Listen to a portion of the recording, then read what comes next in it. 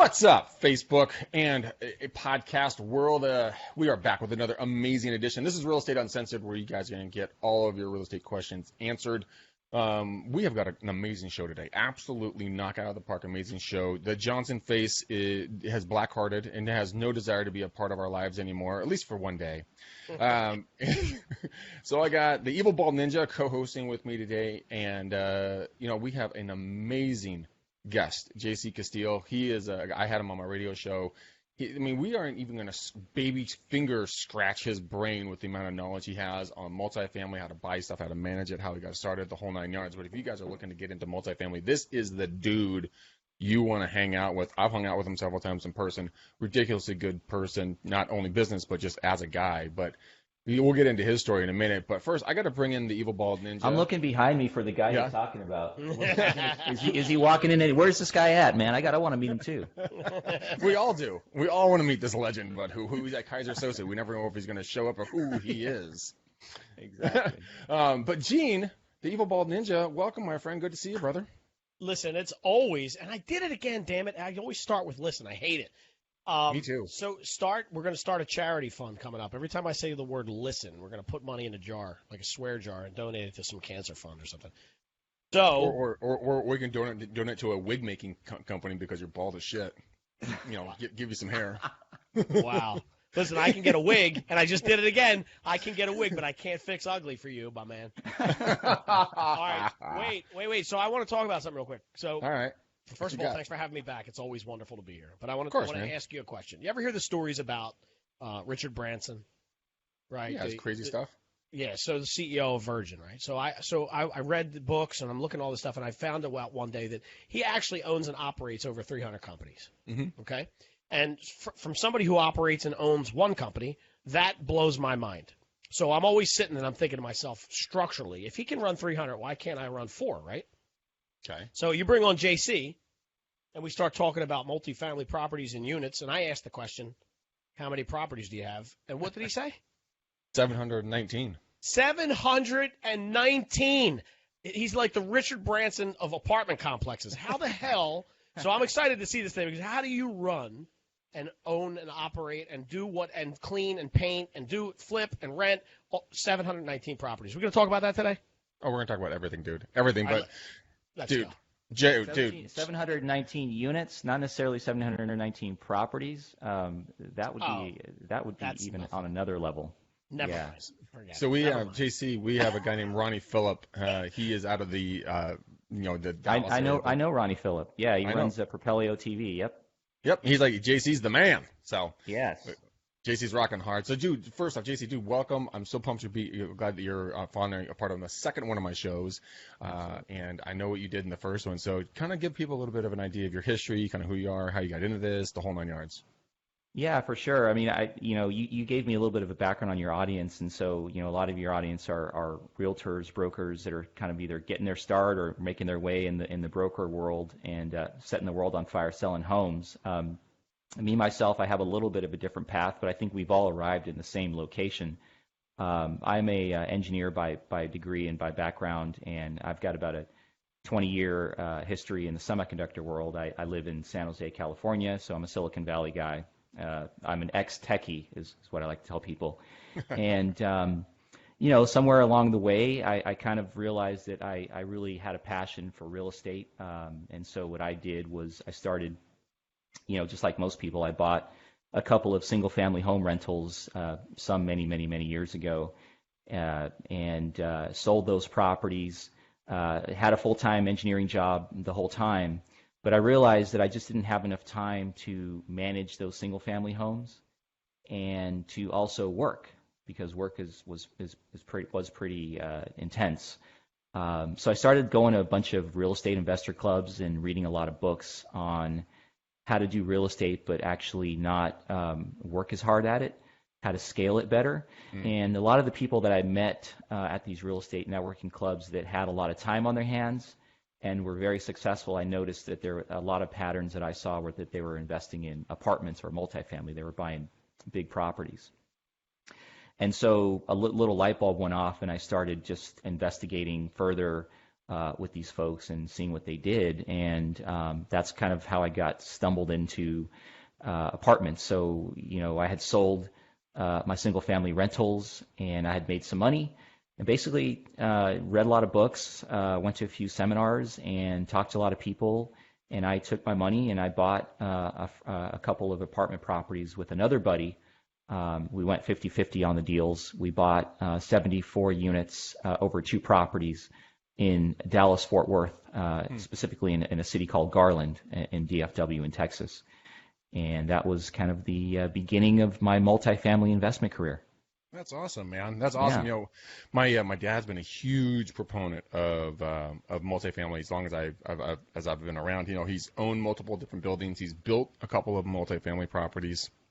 He's looking to buy more now, and I never understood it. But when I attended one of your events, and so if people are interested, what's your event? What's your organization called if they want to get into this? Because it was so information heavy, my head hurt, but it was so good. Yeah.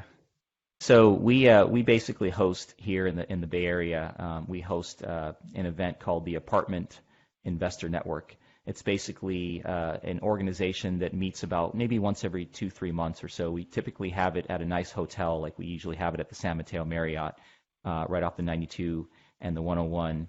And we basically talk about all things multifamily. We are 100% dedicated to multifamily. We don't talk about single-family homes. We don't talk about senior care facilities. We don't talk about mobile home parks. Those are all probably great investments as well, but we are focused on multifamily. And so we're one of the few organizations in the Bay Area, for real estate at least, that is specifically focused on multifamily. So if people want to check our meetings out, they can go to our Facebook page. They can go to Facebook and just search for Apartment Investor Network, and they'll find us pretty easily. They can like us. One of the other things we're doing now is we're live streaming the events because we have a lot of people that want to join from other areas. So if you happen to not live in the Bay Area and you're watching this and you wanted to be a part of the Apartment Investor Network, we host Facebook Live feeds for free for all the meetings that we'll do moving forward as well.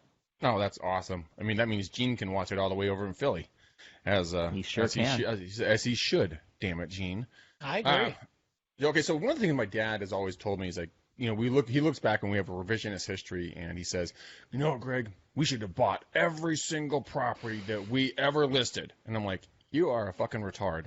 We would never have made any money. Jesus Christ. And but I mean, think about it. Imagine. And then you said, "Dear old dad," after you told him that. Yeah, you're a retard, dear old dad, aka the Grandmaster, me Papa, the T Diddy. But how do agents even get started in this? Because we're goldfish. We just see what's directly in front of us. We don't look around, and we certainly don't think about putting stuff away for the future. Yeah. So what was that? You said a light bulb went off, and you're like, bing, like, oh my God, I'm doing this wrong. What was that light bulb, and how in the heck did you make that shift mentally and then putting it into action to start buying properties? Well, it's such a great question, and I think the light bulb moment for me is we all kind of have our paths in life, and like I said, we've all sort of came to be on the show together talking about real estate. So, but the way we got here is different. So, my light bulb moment really came in 2001 when September 11 happened.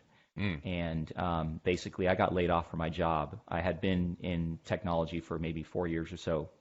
I was working my butt off just like any other young kid that wanted to make a name for themselves in their chosen career path. I got laid off, and I was at home, and I was just thinking, I had bought myself a pretty nice condo, and I had roommates that were kind of helping pay the rent. But I had a mortgage. I had a mortgage over my head, and I realized at that point that I was pretty helpless if I were to get laid off. Not that I didn't love what I was doing, and I still wanted to be an engineer and have that career. But I at that point, the light bulb moment was, hey, I have to figure out how to fend for myself, if you will, in case the economy turns again and I get laid off again, and then I'm not sort of in a pinch. And in the realty world, as if I could relate back to your listeners or your viewership, it would be the last 5 years have been phenomenal for brokers and single family, I'm sure. Houses have been flying off the shelves. And so I'm sure that these guys are making money, or at least they see a lot of people making money. And, realtors also can be flashy. They can have nice cars. They certainly make good money. So you kind of get into this idea that that's going to always happen. You're always going to be making money, but sometimes recessions happen, sometimes things happen. Just like when I got laid off in the semiconductor world, when that happens, that's a pain point, and that's a transitional period where you have to really, are you going to change what you're doing? Are you going to keep doing the same old thing? So, when that sort of light bulb moment happened for me, I really figured out that I was going to start creating real estate investment income. That was my deal. So the way I thought about it was, I'm still going to go get another job, but this time what I'm going to do is I'm going to focus on, not spending as lavishly as maybe I once did, but instead I'm going to actually take that money that I'm making from my W-2 income, my W-2 job, right, and I'm going to start investing it in real estate. And at first it was single-family homes, but then it became apartments after that for the reasons I mentioned. But it's all the same thing. I wanted to start generating positive cash flow that would start coming in from all these rentals. And so eventually, my idea was if I worked hard enough, I could maybe even have enough rentals to, if I wanted to stop working in technology and just manage my real estate business full time. Now, fast forward, that did happen. It took, several years. But that's exactly sort of my light bulb moment and why I did what I did. The book that kind of brought it all together for me at that same time when 2001 hit was Robert Kiyosaki's Rich Dad, Poor Dad. Mm. I read that book, and it spoke to me about all the things that I had thought that I was supposed to be doing when I went to college and got a degree, and how my parents taught me what I thought was the right thing. And I realized, hey, wait a minute, it's not the right thing, right? My whole life I've been wanting to buy a home. First thing I do, well, a home is basically, as Robert teaches, is a liability. It takes money out of your pocket. And that's okay because I own homes now, but you have to understand that a home is a liability. An investment property or an asset puts money in your pocket. Mm. So when you buy an apartment property, it's an asset because there's cash flow, positive cash flow, that comes into your pocket after you pay your mortgage. And so that is an asset that puts money in your pocket. So that's what you want to own. A single-family home that you own for your private residence is a liability because you have to pay the mortgage yourself. Yeah. If something goes wrong with the roof, you got to take care of it. It's taking money out of your pocket. So that little light bulb, understanding that and going, wait a minute, don't try to buy another bigger single-family home for yourself. Go buy rental properties and apartments and let that generate income, and then that income can actually go pay for your house down the road. So that was what really kind of flipped and blew my mind. And once I embraced that strategy, I went for it. That's awesome. It's a really good thing to look at. I mean, it is a liability. You live in a liability because that is a month, every month on the first or whenever your mortgage payments due, you got to cut a check.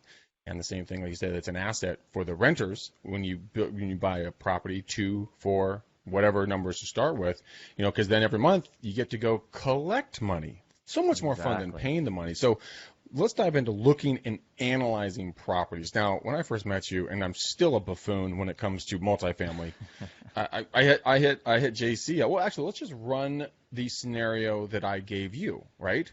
Yeah. So I found a couple last week, I think it was last week. I found a property guy. I was doing my beers and calls show, and he's like, "Hey, I want to sell my 8 units," and I'm all excited. I'm like, "Who am I going to call?" I'm going to text JC. JC, what do I do? And so let's look at this. Well, let's do a 4-unit instead of an 8-unit, just so it's residential financing. Yep. What should people be looking at to see if maybe it's a good deal when they come across these hot leads instead of turning around listing it, buying that thing, and creating wealth? So let's walk down that path of what to look for. Yeah. The 2 things you really want to focus on, the most important things when you're looking for your first property, and they're really related back to what I call being a long-term investor. So I myself am not a flipper. So I don't buy properties and try to sell them in 2 years. That's just not my style. I'm going to keep them for a long time. So if you're not a flipper, if you're a long-term investor, usually you're taking less risk. Because, it's great to be a flipper when the market's going up, and it's like horrible to be a flipper, whether you're doing single-family homes or apartments, to be a seller in a down market. So if you're a long-term investor, what you want to look for if you're looking for your first 4-unit property is 2 things. One is location, and the second thing is you want to look at the financials. And the third thing, which I think is an X factor, is you want to look and see if there's any value creation potential. So first thing is location. Talk about location. So, location, you don't have to be a genius to figure out that you kind of want to, one of my good buddies has the way to perfectly put it is don't buy in the hood. Okay? I mean, let's just be quite honest about it, right? I mean, some of us came from humble beginnings. I know I did. I know what a hood looks like. I know what a hood smells like. If I see a hood and I smell a hood, I'm not buying in that property in that market. That doesn't mean you can't buy in. Well, because the one thing about crime, unfortunately, is it's really hard to value add around crime, meaning that I can spend all the money I want to fix up a property and make it look really great, put lots of money into the interiors. But if it's surrounded by a really crime-ridden area, that crime-ridden area is just going to eat that property up and going to say, hey, we're turning this into a dump, no matter how much you want to fight it. So now that doesn't mean that all neighborhoods are tough and rough neighborhoods. That just means that there's good, what I would call blue-collar workforce neighborhoods, which are perfectly great investment areas, but stay away from the hood. That's your big thing. Look for the locations that have a really kind of a decent demographic that is not in a war zone. That's number one, the location. Don't buy where Matt lives, is what you're saying. Basically, stay away from where Matt lives. Yeah. I love it. He's not even here to defend himself. That's the best part about this. Okay, so no, don't buy in the hood. Gotcha. Yeah. Number two is financials. Unlike single-family homes, apartment properties are valued based on performance. They're like a little business, right? You can think of a property that you're going to buy as a little mini business. So if you're going to buy a business, you're going to want to buy the business based on how it's performing. The more profits that a business makes, the more you're probably going to be willing to pay for that business. Well, apartment properties work the same way. And the way that I explain the difference between single-family home and a multifamily is, if I tell you, Greg, how much is your personal house worth, what are you going to tell me? About $400,000. A little condo. Right, but how do you know that? How do you know it's worth $400,000? Comps. Exactly. So comparables are the way that the single-family home is valued, right? The way that a multifamily property is valued is based on the cap rate method, and it's basically a formula, okay? So your value equals your net operating income, which is basically your profits, divided by your cap rate. So, for example, if you have if you want to know what the value is for a property, let's say that property is generating $100,000 in net operating income or profits. And again, profits, just to make sure everybody's on the same page, profits are basically your revenue minus your expenses, which is basically your rents minus your expenses gives you your profit. We call it net operating income. Net operating income of $100,000. Let's say that the going cap rate in a neighborhood is a 10% cap rate. You take that $100,000, divide by 10%, you get $1 million. So the value of that property, if it's generating $100,000, and the going cap rate for those sorts of properties in that neighborhood is a 10 cap, you would be willing to pay $1 million to buy that property because it's a 10 cap deal and generating $100,000 of income. So we value properties in multifamily based on profits, performance. And so when I say that financials are important, it's basically like, let's say that you're going to go out and buy a business and you have no idea how the business is profitable. What if it's negative profits? What if it's like completely vacant and you have all these expenses and you don't know, you go buy the property and you're completely screwed because you basically are negative cash flow. So financials are the second most important thing you want to do, and understanding how to underwrite a property and understand how that property is performing is really going to be the difference between making an offer to buy it or actually deciding not to buy it. So when you say underwrite it, just describe underwriting. What does that mean? Does that mean making an offer? Underwriting is the process of financially analyzing how the property is doing. So basically what it means is it's basically becoming like a detective, okay? So let's say that you're a detective and you want to know how the murder happened or how a crime happened. Well, you're going to go and look at all of the facts. You're going to gather the facts, and then you're going to basically, once you gather all the facts, you're going to be able to figure out why the crime happened. We are like detectives. When we underwrite a deal, we're going to look at all of the historical financials. So I'm going to ask a seller to send me things like a historical income statement for the last 12 months, which is going to tell me this is how much each month he's bringing in for rents. This is how much each month he's spending on expenses. This is how much after that is left over for profits. But now I actually know, based on all these facts that I'm gathering, I know how the property is performing from a profitability perspective. And remember when I told you about the formula to value a property, you need that profitability historicals in order to know how much you're going to pay for that property. So how do you find a cap That's rate? why you need it. How do you? I mean, is a 10 cap normal? Is it abnormal? Is it good? Is it bad? I mean, how do you make a cap rate? Right. First of all, let's talk about what a cap rate is. And I don't want to bore you with the technical details of what a cap rate is. I want to tell you in layman's terms, please, what a cap rate is. That's what Gene needs. Yes. Thank you. So what a cap rate is, simply put, let's say you put $1 million in the bank, and the bank's going to pay you a 5% return on your money. Okay, you're making 5% on your money. We would call that in the real estate world, in multifamily, we say that's a 5 cap deal. Oh, okay. Okay? So relate it back to property. Let's say that you buy a property for $1 million, and let's say that the guy that's selling it to you sells it at a 10 cap. It means that you're getting 10% on $1 million investment, which is what? 100 grand. Exactly. Bingo. So net operating income is 100,000. So a cap rate simply tells you how much your returns are getting based on a property you're purchasing. So in other words, you, as the investor, you're setting your own cap rate, something you're willing to take. Well, okay, so great question. So cap rates are set by the market. Cap rates are basically determined by the average sales price to net operating income that's happening in that particular neighborhood. Let me give you a good way to describe the difference. If I'm going to go buy an apartment property in San Francisco, down the street from where I live, and Greg knows this, properties are ridiculously expensive in San Francisco, and so the cap rates that people are going to be willing to accept in San Francisco are probably like 3 and 4 caps. Meaning that if I've got $1 million to invest and I go and buy apartment property in San Francisco, the equivalent returns I'm going to get are probably going to be like 3 to 4% of my money. That's a 3 or 4 cap. Now, if I'm willing to go to like Timbuktu, Texas, like in some Texas corner of the world, it's probably there's a good chance I can find a deal that will sell for a 7 or an 8 cap. And that means that if I take that same $1 million and I go over there in Texas and I buy that property, I'm going to be making a return of 7 to 8% on my money instead of making a return of 4% in San Francisco. Now, a smart person's going to obviously ask the question, well, JC, why would I ever want to buy a property in San Francisco, apartments in San Francisco in that case? Why wouldn't I just want to always buy in a Timbuktu, Texas? And the answer is risk. The reason why cap rates are a lot lower in San Francisco is because it's considered to be a much safer bet. So if you've got $1 million and you're worried about losing your money, you're probably better off accepting a lower return and buying in San Francisco because that property is going to be there's a high likelihood it'll not lose money in a downturn. Yes.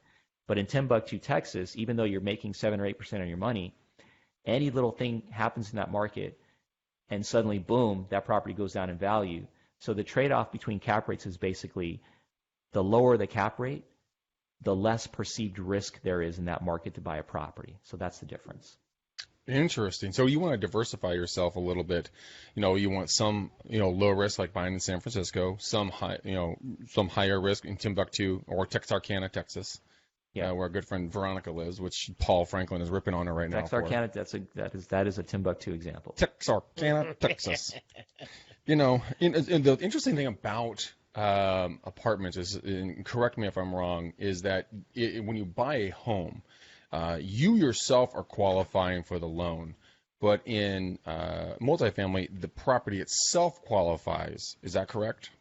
That's correct. So, and that was like a big revelation for me when I started doing multifamily. It's like, because we all know when you're going to buy a single family home or even up to a 4-unit apartment complex, which is considered a single family loan or a residential loan, not a commercial loan, you qualify for the loan based on your personal strength. Basically, you have to submit your income, your taxes, everything, right? The lender looks at your personal strength and says, based on how much you make and how many other properties you own, we're going to give you this loan or not based on that, right? But when you're buying these big 100, 200, 300 unit properties, kind of like what we do nowadays, what the bank looks at is they look at the strength of the asset as the primary reason to lend on the deal, not on your personal strength of your finances. And to take it a step further, not only do they lend based on the asset, but in many cases, and we always do this, we like to get what's called a non-recourse loan. A non-recourse loan simply means that we have no personal guarantees on that note when we buy the property. So in the worst case scenario that let's say that the economy took a turn for the worst, we bought a property, we couldn't pay the mortgage, it got foreclosed by the bank. Because it's a non-recourse loan, the only thing the bank can do is foreclose and take the asset back, but they cannot come after my personal net worth or my personal finances and take any shortfalls from out of my own pocket because the property got into foreclosure. That's a really, really amazing concept that I was able to understand and get. And so it changes the game because, as you know, the more single-family homes you own, the harder it is to keep buying more. But actually, you'd be surprised to know, the bigger that we've gotten over the years, the easier it is for me to actually do more deals. And so it's easier for me to buy, you may not believe this, but it's easier for me to buy a 200-unit property right now than it is for me to go and try to qualify for a single-family home loan. No, I totally believe that. I totally believe that. I've seen it happen before. So, but here's the question probably everybody's asking.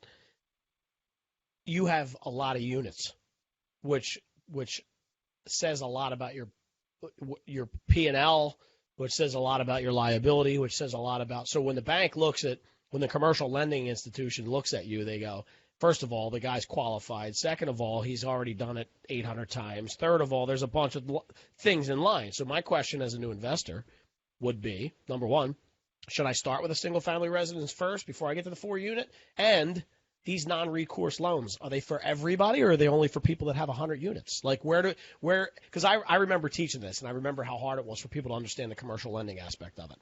Because there's also numbers that we need to talk about too, which would make a property qualify for that commercial lending piece, right? You got it. Namely an equity spread. So I want to get into that with you because there's a couple questions I know people are asking. But the one I would ask is a recourse, so two questions, two-part. First, should, as a new investor, somebody start with something a little smaller because jumping into a 4-unit can be overwhelming? And then the second part of it is, would these people be able to, out of the gate, to qualify for non-recourse commercial lending? So it's two great questions. So the first one, should you buy a single-family home as your first rental or should you buy a fourplex? So if you had asked me when I was first getting started, I'd have told you buy a single-family home first, and that's what I did, right? I mean, I really didn't even know too much about multifamily back in those days, but certainly I started with single-family. If you ask me now, maybe I've been doing this now for like 13 years later. If you ask me now, should I start with a single-family or a fourplex? I'd actually say if you can get the education, because you got to get the education, but if you can get the education and you can find a fourplex that makes sense that you can buy and you can do it, I would say do that over a single-family home, with the asterisk that you really need to get educated on how these things work, because there's a lot more moving parts with an apartment property, and there's a little bit more risk because the numbers are bigger. But maybe you partner up with somebody else, right? Maybe two of you guys get together, and like I told you how I bought my first two. I couldn't afford to buy 100% of those first 74 units. I could only afford to buy 50%. So my buddy could afford to buy 50%, and we were like, great, let's partner up. That diversifies our risk as well, because now I'm only responsible for half of the kitty in case something goes bad as well, right? So there's the partnership aspect of it could be a way to get you to that fourplex if you feel like you're not financially able to do it right off the get. But I definitely think if you do your homework correctly, I think a fourplex can work right out of the chute. Question for you, when it comes to the properties, and let's say you buy a property, I don't know, Walnut Creek, San Jose, whatever, right? And it kind of a little bit, do you want to buy something that's done, like all tricked out, or do you want to buy something where you can do value add and add additional revenue sources, like adding coin laundry or pet fees or whatever else? So that's like the X factor. So I talked about the two things and then the X factor, right? One is location, two is the financials, three is if there's a value play. Let's talk about a value play. So what's a value play? When we talk about this, and if anybody's heard multifamily people talk, they almost always talk about value plays. Well, what a value play simply is this. Are there any things that I can identify at the property where I can actually create some value by doing a few improvements and therefore boost the rental income that I can derive because of those improvements? That's called a value play. The reason why that's so important is when I told you that when you buy a property, you buy it like a business. You buy it on profits. So let's just go back to that $1 million example I talked about. We talked about that $1 million property. We said it's generating $100,000 of net operating income, and you bought it at a 10 cap, which means you paid $1 million. Now let's say that was a value play, a value property, and let's say that because you came into that property, you were able to figure out that, hey, if I do a couple of improvements in the units, interiors of those units, let's say that I put some granite countertops, let's say that I put some new flooring. Let's say that you do all that, and because of doing those improvements, you can increase the net operating income by $10,000 a year. So you bought it, and it was making $100,000 a year. You improved it, you did some stuff to the interiors, and now you're making $110,000 a year. Now it's just a simple math equation. Guess what? You just increased the value of that property by $100,000 because $110,000 net operating income after improvements divided by the same 10 cap rate equals $1.1 million if you were to sell it. So you bought it at $1 million because it was only making profits of $100,000. You fixed it up. Now it's making $110,000 in net operating income or profits. Now it's worth $1.1 million. Guess what? You just made yourself $100,000. That's why I like value plays, and that's why we only buy value plays, because we're able to buy them at the profits at the current level, right? But then we know how to fix them up, and we boost the profits. And now we actually we call it forced appreciation. That's what I call forced appreciation. We created the appreciation by fixing the property, boosting the profits. Now, are you still? Does that make sense? Yeah, it actually makes sense quite a bit. My mind's kind of moving on what you can do for value adds. But for down payments, do it needs to be 20, 25, 30? How much do you need to bring in to get into the game? How much do you got to pony up? So these days, because properties have risen a lot, the banks have gotten a lot smarter than they were during the recession. So, I was buying multifamily properties before the Great Recession. And back in those days, you could buy properties practically 100% financing. Jeez. And we all know that you could buy single-family homes back then for 100% financing, but also you could also, in some cases, buy multifamily properties. In some cases, 100-unit properties for 100% financing. Wow. Well, once the recession happened, that all changed. And so nowadays, the banks are very careful about how much leverage they give you on a property. 5 or 6 years ago, when we were coming out of the recession, it was very easy, as long as you knew what you were doing and you were qualified, to get 80 to 85% financing on a property against the purchase price. And you could even get some money allocated for rehab dollars if you wanted to put some money into that. Nowadays, it's with the pricing of the properties and where the economy's at, it's more likely that you have to put down about 30%. So you're probably looking at a loan of 70% loan to value these days for these multifamily properties, whereas before you would have been able to get maybe 80 to 85% financing. So go back to that same example. If you're buying $1 million apartment property, you're going to have to come in with about $300,000 of a down payment, plus your closing costs, and plus any rehab dollars that you want to put into the deal, right? If you want to improve it. Interesting. So you're going to have to save up some money on this. It's not really for the faint of heart. Well, this is why I talked about the power of the partnerships. The power of the partnership is, you don't have to do this on your own. You can partner up with a couple of your realtor buddies, like your viewership. Maybe you've got 3 or 4 guys in a broker office, and all of you guys get together and you go chip in for an apartment property that's $1 million. Well, suddenly each guy's coming in and buying a $250,000 virtual piece of that property.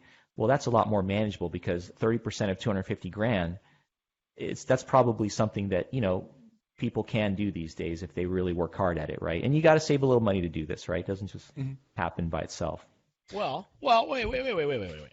I'm going to say something now and I want to watch JC's face because it's going to be cool as a cucumber. Because he is, but I know he's going to get a big grin. So there's things out there called like private money, and there's also things out there like self-directed IRAs, right? And so these are tricks that people who don't do this don't know. So I'm going to make the assumption that when people call you, JC, and they come out to your course, you touch a little bit on that stuff. Am I correct? You're absolutely right, and I mean, I love what you're talking about so far. My mind is spinning. I can go 100 ways, but I know. I love what you're saying right now. Well, so Greg, from this perspective, and I'm only going to go high level at this because this is something that I know JC is going to want to get paid for when people come out. But most people think this is an illegal tactic. Let me explain to you how this works. A self-directed IRA is somebody who has a fully vested IRA where they're saving their money. So let's say somebody has $1 million in their IRA. So, all right, Greg, let's use you as an example. You have $1 million in your IRA, and you are sick and tired of the 4% that the market's giving you. Cool. And I come to you and say, listen. Wait a minute. He's not even there anymore. He just took off to Vegas to go bet $1 million on Red. I'm out of here. You're gone? I'm gone. I don't want to work with you. You're not. I don't trust you, man. You're bald. You ever trust a bald barber? That's great. All right, so pretend it's JC. But in any case, I want to be let's say you find a property that's worth $200,000 and you need X amount of cash for it. Well, I'm going to turn around and give you a nice return on your money. You can take your money out of your IRA, direct it. Did we lose him? Direct it to my LLC where I go buy the property, and then I return that interest back to your IRA. No tax issues at all. So instead of you making the percentage, the 4% in the market, you're making 9% with me privately, backed by a property that I'm invested in. It's a totally creative way to do it. I mean, I love what you're saying. You talked about that. You also talked about a self-directed IRA. A lot of people are going to have 401ks that are offered as part of their jobs. Yep. And while you're employed by that employer, there's really not much you can do in terms of moving that money around. But all you got to do is keep putting your money in that 401k, and hopefully there's a company match, right? And whatever that company's matching, you want to max it out because that's free money. But at some point, if you leave that job, and let's say, like exactly what you said, let's say you've got $100,000 that you saved up in this 401k. When you leave that job, you can actually go and roll that 401k over into a self-directed IRA, and you can take that $100,000 and this is all legal. You're able to self-direct that $100,000 into anything you like. It doesn't have to be a stock or a bond, because that's the big thing with 401ks. Everybody thinks, okay, I got a 401k, I've got $100,000, so let me go put it in a mutual fund or an index fund, because that's what the 401k providers tell you is what you're supposed to do. But not a whole lot of people know that if you leave that company and you still have that 401k, you can roll that over into what's called a self-directed IRA, and you can actually take those funds and go buy a piece of real estate, for example, just like you would have bought a stock. This is all legally able to do, and so it's a great way to take that 401k and diversify away from the stock market if you want to, and go buy real estate. And we have investors and partners that do that all the time with us, where they will go and take their 401ks, roll it over into a self-directed, and put it into one of our deals. Interesting. It's a great way. So why are more people not doing it, or are a ton of people doing it? They're just not talking about it. It's like that dirty little secret. The number one reason why people are not doing it is because you'd be amazed how many people don't even know that you can do it. It's basically just a lack of knowledge. And then the second thing is, once you understand that it is possible, you do have to do your homework and understand the positives and negatives of it. There are some things that you generate when you make a self-directed investment, and I don't want to put your listeners or your viewers to sleep, but just make sure you understand some of the nuances of how it works. But at the end of the day, it's a great way to get into real estate. If you don't have the cash in your own pocket, you go to your self-directed IRA, you make it happen. Yeah, and just to be clear, there are like JC's saying, there's certain rules. Like, you can't take your own IRA money and invest it in yourself. It has to be outside the family. It can't be to your wife. Like, there's rules. And for folks that want to know about it, all you got to do is Google it. It's right on the IRS website. Like, there's a whole layout as to how you can do it. So it's not like people say to me all the time, that's illegal. I go, okay, see this IRS.gov page. Do you think they're putting their stuff up there that's illegal? No, they're telling you how to do it. Yeah, it's completely not illegal, but it is something you should educate yourself on. For sure. Interesting. There's so much good stuff here. Let's do this. Like I said in the beginning, we're going to baby scratch your knowledge on this show today. JC, for people to get into your world and kind of go deep with you, get a part of your program, do some live streaming, become maybe an accredited investor with you and buy some projects, how would they get in touch with you? Yeah, so if you want to get in touch with me or with my company, I should say as well, you would just go to our website. You can look for us. The name of my company is the Multifamily Property Group. So we just Google Multifamily Property Group or go to multifamilypropertygroup.com. You can go learn about our company. You can learn about the executive team, and you can go to the Contact Us page if you want to get in contact with us and just have a 15-minute. We give out a free 15-minute consultation with anybody that wants to hook up with us and talk a little bit more about multifamily, and that's something that we offer to anybody that's willing to take the time out. 15, not 50, correct? 15, not 50. I'm Okay. sorry, I can't spend 50 minutes with everybody that wants it, but I can spend 15. I thought I heard 50. I'm like, damn, you are generous. And then Volpinator, how do people get a hold of you, and why would they get a hold of you? Hopefully they've been listening long enough to know the tagline, but genevolpe.com, and it's to help get increased exposure across your marketing outlets. How about that?